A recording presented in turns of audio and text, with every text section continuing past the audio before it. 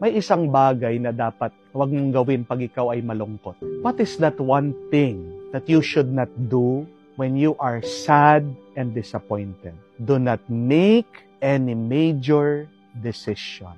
Pag sobrang lungkot mo, pag sobrang disappointed mo, pag nai-stress ka sa buhay, huwag kang gagawa ng malaking desisyon.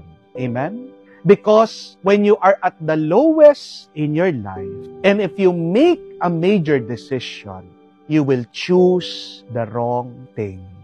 Halimbawa, pag gutom ka, huwag kang mamimili magro-grocery.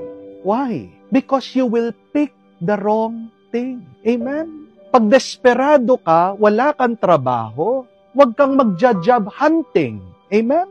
Dahil, pag wala kang choice, merong binigay na trabaho sa'yo, kahit na pangit ang trabaho, kahit